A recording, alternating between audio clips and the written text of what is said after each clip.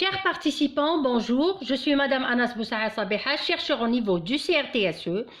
Je suis ravie d'être parmi vous et je vais vous présenter aujourd'hui ma communication intitulée « Élaboration et caractérisation des couches minces de carbure de silicium par pulvérisation magnétron destinée à la valorisation photochimique du CO2 ».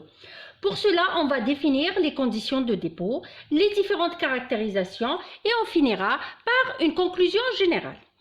Alors, dans le présent travail, on a élaboré des couches minces de SiC par pulvérisation cathodique à effet magnétron à température ambiante avec du SiC 6H en tant que cible et du Si type P orientation 1,00 en tant que substrat. Et les conditions de travail sont présentées dans le tableau suivant. Plusieurs techniques de caractérisation ont été appliquées au cours de ce travail. On passe maintenant au résultat. Par DRX, on a confirmé le caractère amorphe des couches déposées. On passe aux observations MEP. Ces dernières ont mis en évidence l'aspect homogène et compact de la couche avec une épaisseur de 900 nanomètres. L'FTIR nous a informé sur les raies d'absorbance principales de notre couche élaborée. Le PMA a permis de confirmer la nature de la composition chimique de notre dépôt. Les agrégats sont du type SiC, formés par déposition directe de la matière pulvérisée sans être dissociés.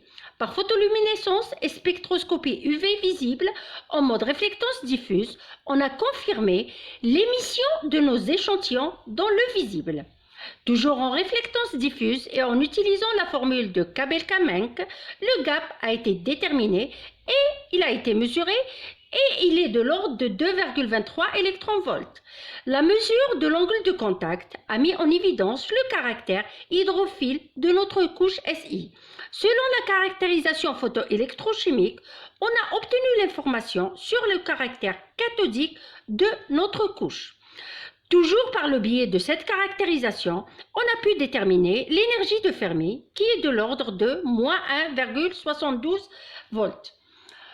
On a tracé le diagramme des niveaux d'énergie, bien sûr après avoir calculé EBC et EBV.